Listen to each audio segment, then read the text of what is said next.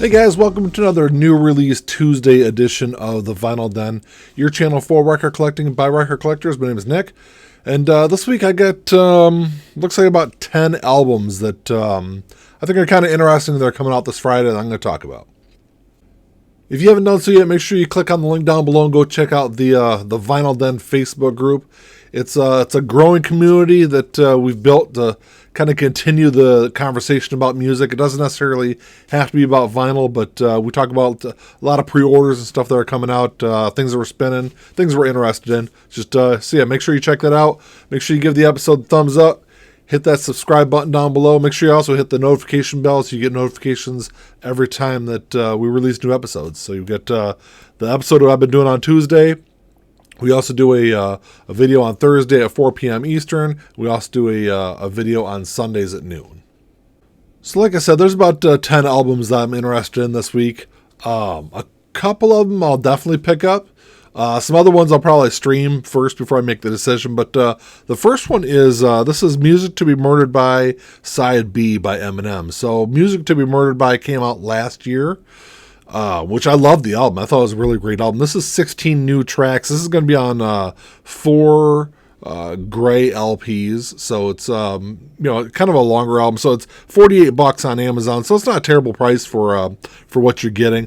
The next one here is Fleetwood Mac Tusk, which this is a reissue. I know I haven't seen Tusk in a while. I don't think new in stores. So this is $35 on Amazon. I'm not a huge Fleetwood Mac fan. Tusk it's a decent album. It's not one of my favorites, but I know some of you guys out there would be interested in pick that one up. The next two are ones that I think I've seen recently, actually. So the first one is John Lee Hooker. This is a reissue. It's a compilation. There's 16 tracks on here. John Lee Hooker was one of the greatest blues musicians of all time. This is $43 on Amazon. But like I said, I feel like I've seen this recently. So I don't know if this is something that's been reissued lately and recently, and they're just coming out with some more copies of it. But that'll definitely be a good one to pick up. The next one here, I know I've seen this recently, and this is 21 Number Ones by Kenny Rogers. I saw this at Walmart actually a couple of weeks ago, so I don't know if Walmart has their own exclusive version of this that they just released. But this is $23 on Amazon. Like I said, I don't know if both of these. I'm sure both of these have just been recently reissued, but the Kenny Rogers for sure is one that I'll probably pick up, just because I don't have any Kenny Rogers in my collection, and he has some absolutely great tracks that I've loved for a long time. The next one is one that I am definitely going to try to track down. I'm not sure how hard it's going to be to find. In stores at least. I know it's not bad. It's only $27 on Amazon. This is Ray Charles. This is Genius plus Soul equals Jazz. And this is an acoustic sounds processing that is just coming out. This was one of the first albums ever released on an Impulse back in 61, I think is when they started. But just an absolutely incredible album. If you're a jazz fan, definitely make sure you pick that one up. Another one that I guarantee that I'm going to track down. This is Young Modern by Silverchair. I'm a big Silverchair fan. I think this is the only Silverchair album I don't own on vinyl. So that'll definitely be one. That's actually their last studio album that they ever made. That's not a bad price for it either. It's $24 on Amazon. I believe it's on standard. I think it's standard black is what I believe it is, but there's a sticker that says it could be blue also. There's I really couldn't find anything online for sure that tells me one way or another. I know a lot of the other releases have been colored vinyl, so I'm not really sure if they're doing both or if only going to be blue or what the color of the album really is. The next two are definitely great sets that I'd love to have, but I think they're a little too pricey for me. The first one is Crosby, Stills, Nash & Young. This is Deja Vu. This is the 50th anniversary box set that they're doing. It's got 1 LP and 4 CDs in it.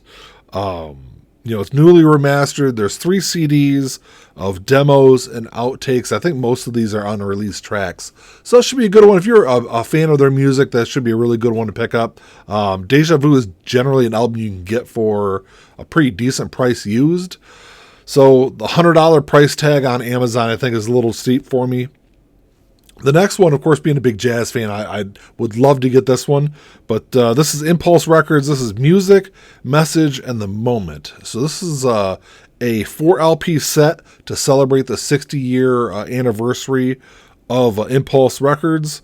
There's a bunch of great names on here. You got Coltrane, Quincy Jones, Charles Mingus. There's just a bunch of really great ones. All the classics from Impulse Records. The package has, I think there's a magazine that's got like, original ads and things like that in it. So some great photos. I think it also says it also comes with the Impulse platter mat also, but this thing runs $116 on Amazon. So it's not a huge price tag for what you're getting. Impulse Records, of course, there's some of my favorite, jazz albums come from Impulse. So this should be a really good one to pick up if you're a big jazz fan.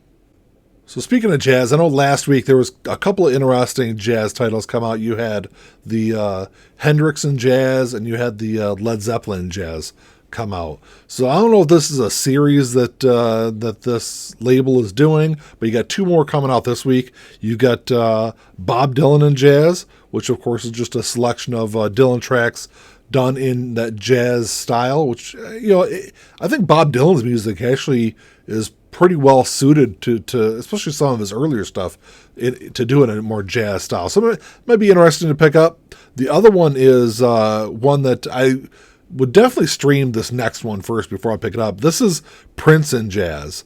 Some of Prince's music I think could translate pretty well. So I guess it really depends on what Prince tracks that they do in jazz. It'd be interesting to definitely stream it first. The Bob Dylan and jazz are running $23 on Amazon, and then the Prince and jazz is going to be $24. So both of them might be kind of interesting to some jazz fans out there. Like I said, the Jazz Sabbath stuff that came out Black Friday last year. Now, it might have been Black Friday or whatever. It was one of the Record Store Day drops last year, whether it's Black Friday or one of the other 3. I get them all confused in my head nowadays. But the Jazz Sabbath one was a great album. It sold a bunch. I know there's been a reissue since then. So I believe these are kind of more along those lines.